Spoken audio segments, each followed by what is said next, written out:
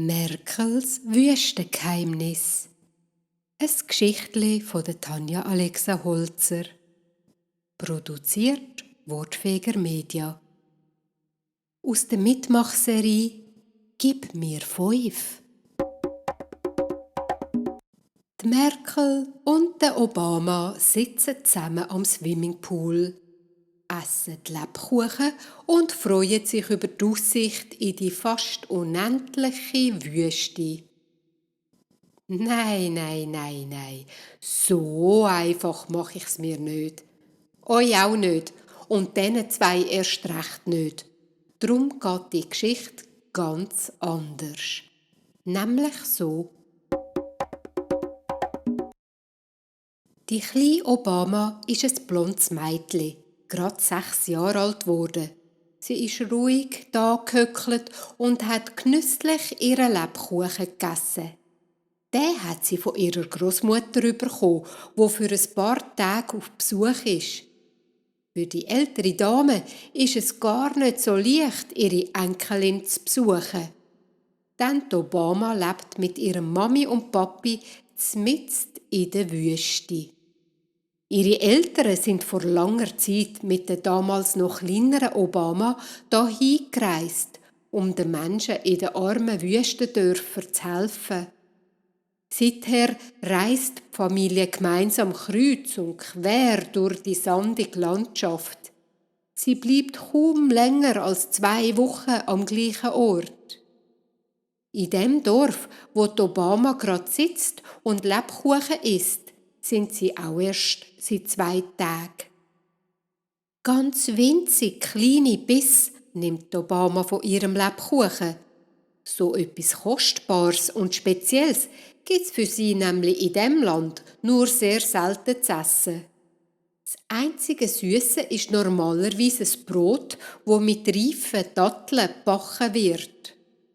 Oder der Tee wird manchmal mit zähflüssigem Pflanzensaft gesüßt.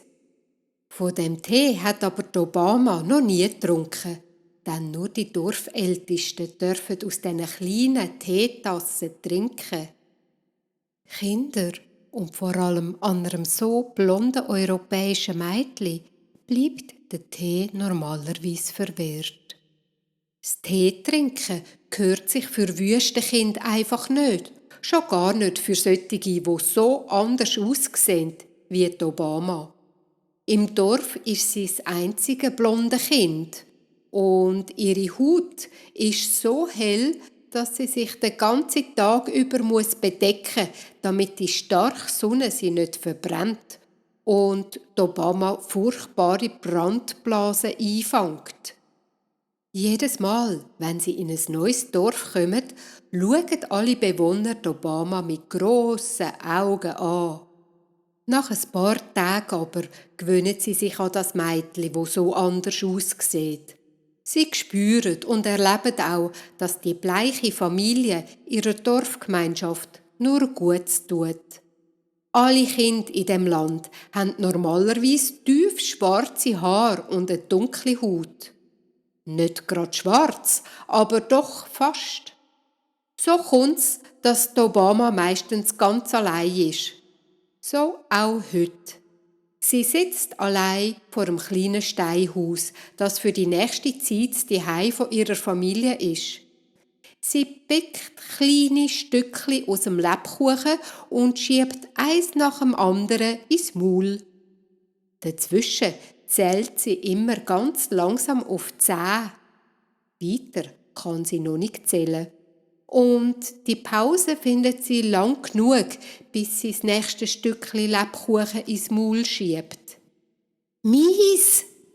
ruft da plötzlich ein Bub vor ihr und schnappt sich das Lebkuchenstückchen aus der Obama ihrer Hand. Sofort ist es zwischen den dunklen Lippen vom Bub verschwunden und seine weißen Zähne haben kurz hell aufgeleuchtet. Schon hat er das Maul wieder zugemacht und genüsslich geheult. Seine Augen haben angefangen zu strahlen. Die Obama hat kein Wort gesagt und der Bub nur ziemlich verdutzt angeschaut. «Das ist ja mega fein!» hat der Bub geschwärmt und dann weiter gesagt: Ich bin der Merkel und du bist Obama. Ich weiss, dich kennt man. Jetzt hat auch die Obama schüch gelächelt. Sie hat sich an den Bub erinnern. Sie hat ihn schon in dieser Gruppe Kind spielen gesehen. Er ist der mit den abstehenden Ohren und den lustigen Augen. Wenn du mir noch etwas von deinem feinen Kuchen gibst, dann zeige ich dir etwas, hat der Merkel gesagt und der Obama seine kleine, ziemlich dreckige Hand hingestreckt. Wirklich? Was denn? Hat Obama zurückgefragt.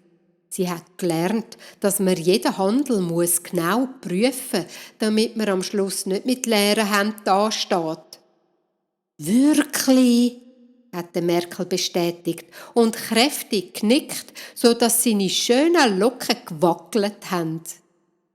Die Obama hat gern Neues und ist so neugierig gsi, dass sie jetzt den Rest vom Lebkuchen in der Mitte obeinander gebrochen und dem Merkel die Hälfte hingestreckt hat.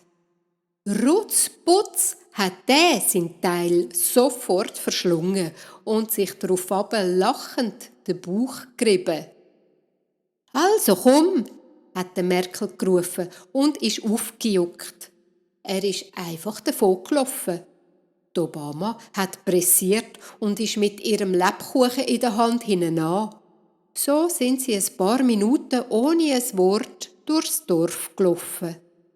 Die Obama hat schon angefangen zu zweifeln, ob der Merkel überhaupt wirklich etwas zu zeigen hat. Dann hat der Merkel einen Ort mit 7 herrlich grossen Palmen angesteuert. Direkt unter den mächtigen Bäumen ist er hinter einem grossen Fels gehuscht. Und sie hat ihn gehört, wie er dahinter plötzlich laut aufgejuchzt hat. Platsch! Was ist denn das gsi? Die Obama ist vorsichtig um den Fels geschlichen und ist erstaunt stehen geblieben. Vor ihr hat der Merkel in einem kleinen See geplanscht, wo wie ein Swimmingpool zwischen den Felsen eingebettet war. Die Palmen haben sich drüber gebogen und haben wunderbar Schatten gegeben. »Wie schön«, hat Obama gerufen und platsch! Schon ist auch sie in dem natürlichen Swimmingpool gelandet. Sie hätte nie gedacht, dass es so etwas Herrliches mitten in der Wüste gibt. Die eine Hand hat sie vorsichtig ausgestreckt gehalten, damit ihre kostbare Lebkuchen auch ja nicht nass wird. Sie hat den letzten Rest freiwillig nochmal obeinander gebrochen und einen Teil dem strahlenden Merkel übergeben.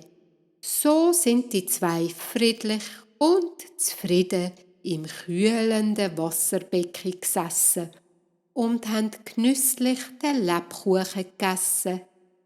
Der Merkel und Obama haben beide gestrahlt über den gelungenen Handel.